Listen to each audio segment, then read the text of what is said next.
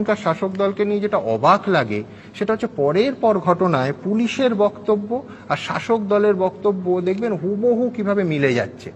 অথচ এই তৃণমূল কংগ্রেস যখন বিরোধী দল ছিল তখন মমতা বন্দ্যোপাধ্যায় পুলিশের একটি কথাও বিশ্বাস করতেন না। মমতা বন্দ্যোপাধ্যায় ক্ষমতায় এসেই যাকে বিদ্যুৎ মন্ত্রী করেন 1993 সালের 21শে জুলাইয়ের ঘটনার পর তৎকালীন স্বরাষ্ট্র সচিব সেই মনীশ গুপ্ত কি বলেছিলেন জানেন? যে মহাকরণ দখল করতে এসেছিল গুন্ডা বাহিনী, সেই জন্য পুলিশ গুলি চালিয়েছে। আমি একেবারে তথ্য প্রমাণ আদালত থেকে বের করেছি।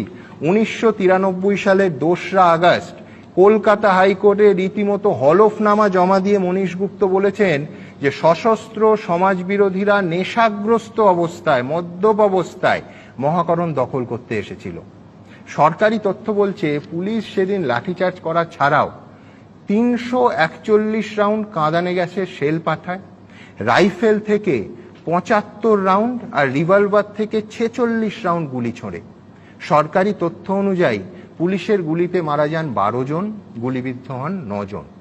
তৃণমূল কংগ্রেস যাদের শহীদ মানে পরবর্তীকালে তৃণমূল কংগ্রেসেরই গুরুত্বপূর্ণ মন্ত্রী হওয়া সেই মনীশ গুপ্তর বয়ান অনুযায়ী তারা প্রত্যেকে ছিল মদ্যপ অবস্থায় থাকা সশস্ত্র সমাজ বিরোধী। দুর্ভাগ্যজনকভাবে গত মঙ্গলবার নবান্ন চলা অভিযানে কলকাতা পুলিশের 25 জন কর্মী আহত হয়েছে। আমি বারবার সেই দিন থেকে বলছি এটা মারাত্মক ঘটনা। আমরা প্রত্যেকে চাই, সমস্ত শুভবুদ্ধি সম্পন্ন মানুষ চাই যে এই পুলিশ কর্মী এবং অফিসাররা দ্রুত সুস্থ হোক। রাজ্য সরকার একজনকে টিএলবি প্রসাদের যে চক্ষু হাসপাতাল সেখানে আজকে পাঠিয়েছে।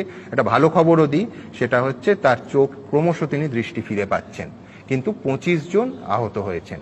আর 21শে জুলাই সেই দিন 1993 সালে 215 জন পুলিশ কর্মী ও অফিসার এবং 250 জন নাগরিক আহত হয়েছিলেন। ভাবুন, 215 জন পুলিশ কর্মী এবং অফিসার।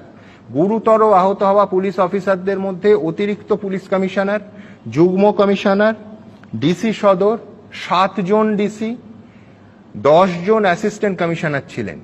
সুতরাং বিরোধী দল থাকাকালীন কুণাল দার দল পুলিশের বয়ানকে নিয়মিতভাবে মিথ্যাচার মনে করত। আজকের বিরোধীদের ক্ষেত্রে তার ব্যতিক্রম হবে কোন অঙ্কে?